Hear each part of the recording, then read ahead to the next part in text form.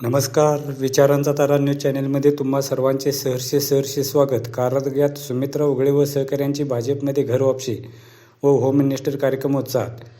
कारंजा येथील जिल्हा पंचायत माजी सदस्य व सामाजिक कार्यकर्त्या सुमित्रा उगळे, माजी ग्रामपंचायत अध्यक्ष सुदीप उगळे, माजी उपाध्यक्ष किरण टाकळे, रणजित कदम, नवदूत धनगर, अप्पासो खोत, शरद अकोर्डे यांच्यासह अन्य 23 कार्यकर्त्यांनी पुन्हा भाजपमध्ये जिल्हा बँक अध्यक्ष अण्णासाहेब जोल्ले, आमदार शशिकला जोल्ले, हाल sugar chairman MP Patil, Appasaheb Jolle यांच्यासह अन्य मान्यवरांच्या उपस्थितीत घरवापसी केली. हा घरवापसी कार्यक्रम व हळदी कुंकू होम मिनिस्टर कार्यक्रम उत्साहाने पार पडला.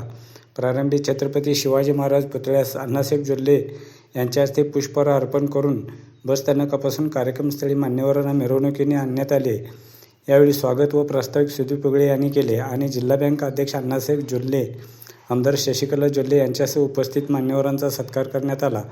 त्यानंतर सुमित्रा उगळे, सुदीप उगळे, किरण टाकळे, रणजित कदम, नवदूत धनगर, अप्पासो खोत, शरद अकोर्डे यांच्यासह अन्य 23 कार्यकर्त्यांनी भाजपमध्ये घरवापसी केल्याबद्दल या सर्वांचा सत्कार करून त्यांना भाजपच्या वतीने शुभेच्छा देण्यात आल्या. घरवापसी केल्यानंतर सुमित्रा उगळे म्हणाले की मी व माझे सर्व सहकारी पूर्वी भाजपमध्येच होतो, पण काही कारणास्तव भाजप सोडले होते. पण अण्णासाहेब जोल्ले व शशिकला जोल्ले यांचे कार्य व आमच्यावर असलेले प्रेम पाहून आम्ही पुन्हा भाजपमध्ये घरवापसी करत आहोत. हे फक्त अण्णावहिनींच्या प्रेमापोटी व गावच्या विकासासाठी असून इथून पुढे अण्णावहिनी जी जबाबदारी देतील ती प्रामाणिकपणे पार पाडीन असे भावूक होऊन सांगितले. जिल्हा बँकेचे अध्यक्ष अण्णासाहेब जोल्ले म्हणाले की सुमित्रा उगळे व त्यांचे सहकारी पहिल्यापासून भाजपचे व आमचे निष्ठावंत कार्यकर्ते होते आणि इथून पुढे आमचेच आहेत आणि आज त्यांनी परत आमच्याकडे आल्या याचे समाधान वाटत असल्याचे सांगून इथून पुढे सर्वजण एक दिलाने राहून गावचा व जनतेचा विकास करू असे सांगितले. आमदार शशिकला जोल्ले म्हणाले की अण्णासाहेब जोल्ले पहिल्यांदा निवडणुकीस राहिले तेव्हापासून आमच्यावर प्रेम केले. त्यामध्ये सुमित्रा उगळे एकमेव आहेत. 2005ला महापुरावेळी पूर परिस्थितीची पाहणी करताना उगळे माझ्यासोबत असायच्या आणि त्यांची साथ अखंड राहिली. पण मध्यंतरी काही गैरसमजातून त्या दूर गेल्या होत्या. पण आता गैरसमज दूर झाल्याने त्या आमच्यासोबत आल्या. तेव्हा आता सर्वजण जात-पात, पक्षपात न मानता गावचा व जनतेचा विकास करण्यासाठी 10% राजकारण व 90% समाजकारण करत गोडीगुलामीने राहूया असे सांगितले. यावेळी भाजपा ग्रामीण अध्यक्ष बाळासाहेब कदम, हाल शुगर चेअरमन MP पाटील, संचालक अप्पासो जोल्ले, समित सासणे, सुहास गुगी, प्रकाश शिंदे, शरद जंगटे, देवाप्पा देवकते, श्रीकांत बन्ने, राजू भद्रगडे, अरविंद खराडे, नितेश खोत, अत्ताउल्ला पटेल, यशवंत गावडे, वीरेंद्र माने यांच्यासह कारंजासह निप्पाणी भागातील भाजप कार्यकर्ते व कारंजा येथील महिला, ग्रामस्थ व महिला वर्ग मोठ्या संख्येने उपस्थित होते.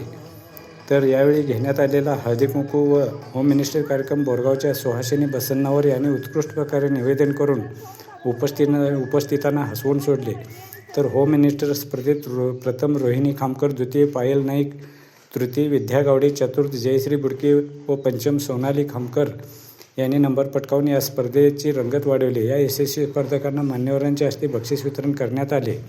मित्रहो, विचारांचा तारा न्यूज चॅनलला सबस्क्राईब करून, लाईक करून, शेअर करावी अशी विनंती करतो आणि इथे थांबतो. धन्यवाद. विचारांचा तारा न्यूजसाठी कारंजाहून रंगराव बन्ने, बारवाड.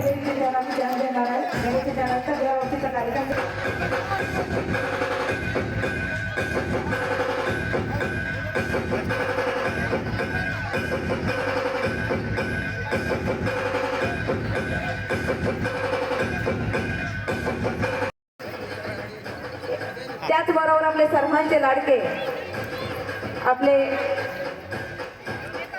जोल्ले अण्णांचा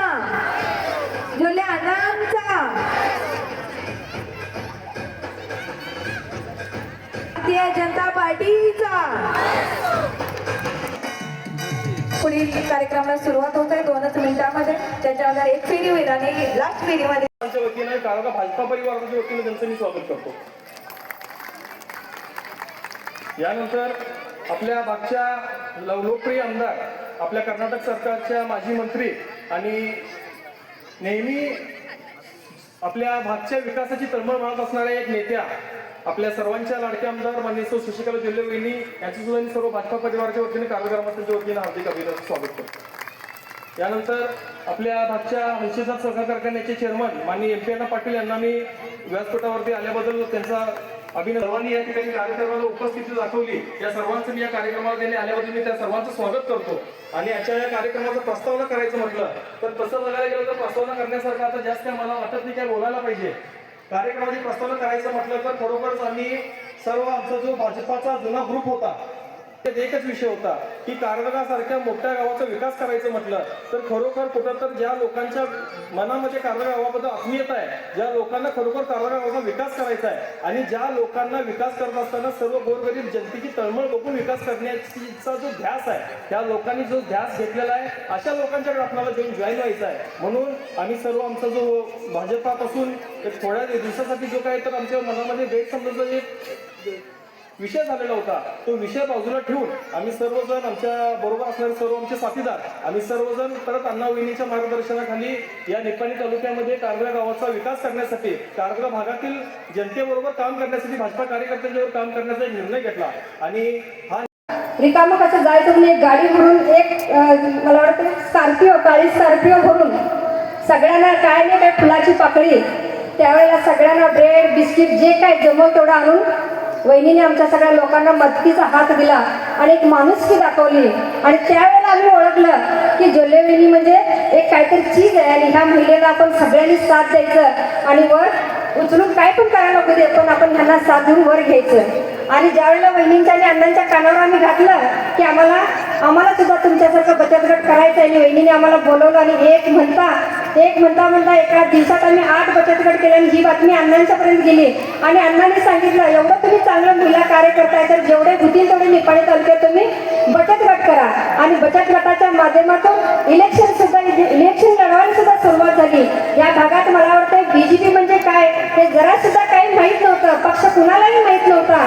ज्यावेळेला आम्हाला अण्णांनी वहिनीने आणि मला या सगळ्या भागात बीजेपीचं कार्य करायला सुरुवात केली आणि आम्ही जी सुरुवात केली बीजेपी पक्षाची त्यावेळेला बीजेपी पक्ष काय असतोय हे आपण त्यावेळेपासून काम करतो त्यावेळेपासून उद्याला आणलेला पक्ष. आणि हे करत असताना आपल्या वहिनीने एकदा मदतीत अपयश आलं पण वहिनी खचून न जाता परत आम्ही रात्रंदिवस प्रयत्न केला, रात्रंदिवस कष्ट केलं, समाजाची कामं केली.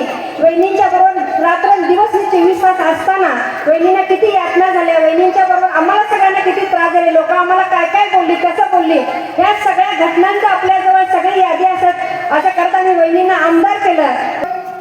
परत देवाला इच्छा होती की आम्ही दोघी एकत्र यावं, सगळ्या निपाणी तालुक्याची इच्छा होती की आम्ही एकत्र यावं. म्हणून आजचा क्षण परत आला.